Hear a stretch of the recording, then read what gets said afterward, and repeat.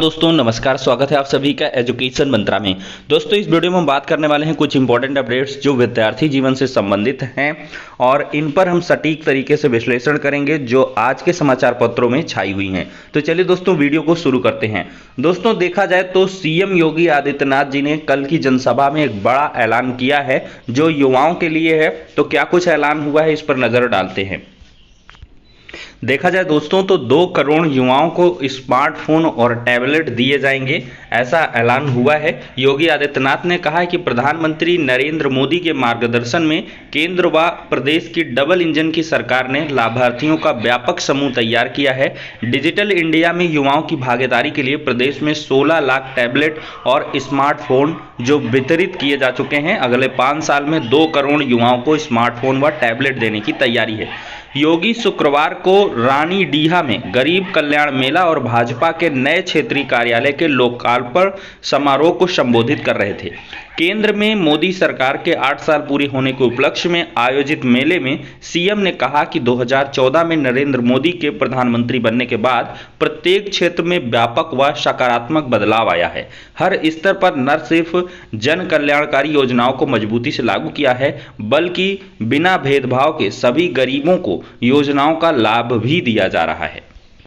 साथियों यहाँ पर देखा जाए तो अभ्यर्थियों ने सीएम की सभा में दिखाए पोस्टर और इन पर एक बड़ी कार्रवाई भी हो चुकी है। 69,000 शिक्षक भर्ती में हुई आरक्षण की विसंगतियों के संशोधन के बाद नियुक्ति न मिलने से नाराज 6800 आरक्षित वर्ग के अभ्यर्थियों ने रानीडीहा, मैं जिस जनसभा का जिक्र कर रहा था अभी कि उसमें 2 करोड़ टैबलेट और स्मार्टफोन वितरण का जो ऐलान है वो हुआ है। तो इसी जनसभा में भाजपा के क्षेत्रीय कार्यालय के लोकार्पण और गरीब कल्याण मेले में प्रदर्शन किया अभ्यर्थियों ने योगी आदित्यनाथ और भाजपा के राष्ट्रीय अध्यक्ष जगत प्रकाश नड्डा के मंच के आने के बाद अचानक अपने हाथों में मांग के समर्थन में बैनर पोस्टर लेकर खड़े हो गए। तब मंच से संचालक क्षेत्रीय अध्यक्ष डॉक्टर धर्मेंद्र सिंह संबोधित कर रहे थे। फिलहाल सभा स्थल पर कोई हंगामा नहीं हो पाया, लेकिन पुलिस ने 8 के करीब छात्रों को हिरासत में लिया है। 8 छात्रों को यहां पर हिरासत में लिया गया और बाद में शांति भंग में चालान भी कर दिया गया है। शांति भंग का मुकदमा दर्ज करते हुए इन पर चालान किया गया है। आंदोलनरत अभ्यर्थियों का कहना है कि अधिकारियों की लापरवाही से उन्हें नियुक्ति नहीं मिल सकी है। यहां प्रदर्शन करने के पीछे सिर्फ मुख्यमंत्री योगी आदित्यनाथ और राष्ट्रीय अध्यक्ष जगत प्रकाश नड्डा और मंच पर मौजूद अन्य केंद्रीय मंत्रियों का ध्यान आकृष्ट करना था, लेकिन छात्रों पर एक बड़ी कार्रवाई हो चुकी है। तो 8 छात्रों को हिरासत में लेकर शांति भंग में चालान भी किया गया है। अब दोस्तों हम बढ़ते हैं अगली अपडेट की तरफ।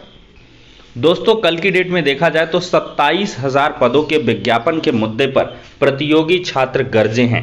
गत वर्ष माध्यमिक शिक्षा सेवा चयन बोर्ड में 27,000 पदों पर चयन प्रक्रिया के लिए हरी झंडी के मुख्यमंत्री योगी आदित्यनाथ के ऐलान का मामला चयन बोर्ड द्वारा 5,000 से कम पदों पर जारी विज्ञापन करने से गर्मा गया है। इस मुद्दे पर शुक्रवार को सैकड़ों युवाओं ने चयन बोर्ड पर प्रदर्शन किया और कहा कि उन्हें 27,000 पदों से कम विज्ञापन मंजूर नहीं है। इस संबंध में छात्रों के प्रतिनिधि मंडल की उप सचिव नवल किशोर से वार्ता की गई और उनके द्वारा अपनी मांगों को मुख्यमंत्री योगी आदित्यनाथ तक पहुंचाने की अपील की गई। उप सचिव से युवाओं ने 2 टूक बता दिया कि 27,000 से पद कम नहीं चाहिए और इससे कम का विज्ञापन मंजूर नहीं है। इस संबंध में उप सचिव द्वारा स्पष्ट किया गया कि चयन बोर्ड इस मामले में किसी तरह की भूमिका नहीं है। जीव विज्ञान के बेहद कम पदों पर विज्ञापन जारी होने और कंप्यूटर विषय शामिल न होने पर उनके द्वारा बताया गया चयन बोर्ड को जो भी अधियाचन प्राप्त हुआ उसके सत्यापन के उपरांत जो है विज्ञापन जारी किया गया है। यह भी बताया गया कि नए अधियाचन के लिए भी पुनः पोर्टल खोला जाएगा। ये छात्रों के लिए बड़ी खुशखबरी है कि दबाव के चलते यहाँ पर चयन बोर्ड ने ये जरूर कह दिया है कि हम नया विज्ञापन में जो पदों का सत्यापन है उसके लिए फिर से पोर्टल खोलेंगे। अगर पुनः अधियाचन प्राप्त होते हैं तो उसके अनुरूप विज्ञापन में सीटें संशोधित भी की जाएंगी। उन्होंने कहा नंबर ऑफ सीट्स को हम बढ़ा भी देंगे, विज्ञापन में सीटें संशोधित की जाएंगी और ऐसा विज्ञापन में साफ तौर पर लिखा है कि पदों की संख्या घट बढ़ सकती है, घटती नहीं, आमतौर पर बढ़ती ही है। तो तदर्थ शिक्षकों के मुद्दे पर उन्होंने बताया कि यह मामला शासन स्तर का है और इससे चयन बोर्ड का किसी तरह का संबंध नहीं है।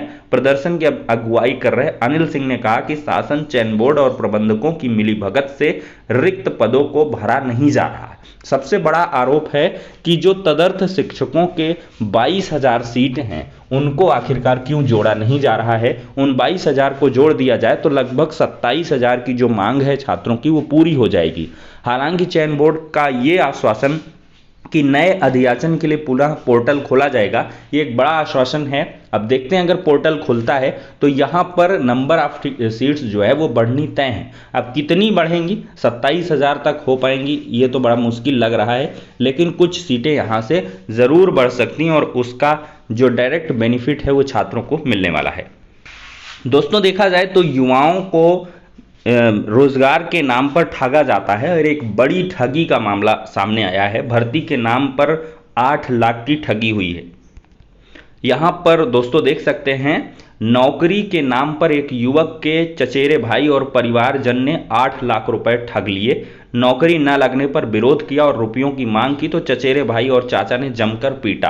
पीड़ित की तहरीर पर गौतम पल्ली पुलिस ने मुकदमा दर्ज दिया था एग्जाम। देखिए इंस्पेक्टर गौतम पल्ली सुखवीर ने बताया कि अमेठी के जामो हरदासपुर के रहने वाले राम मिलन यादव उर्फ पप्पू घर पर ही दुकान चलाते हैं। उन्होंने बताया कि बेटे विपिन ने वर्ष 2018 में सिपाही भर्ती की परीक्षा दी थी। उसका सगा भतीजा प्रदीप बताता है कि सीए ऑफिस में कमांडो है, ऊंची पहुंच है, वह विपिन की नौकरी लगवा देगा। 10 लाख रुपए मांगे थे और यहाँ पर दोस्तों 8 लाख रुपए ले भी लिए थे।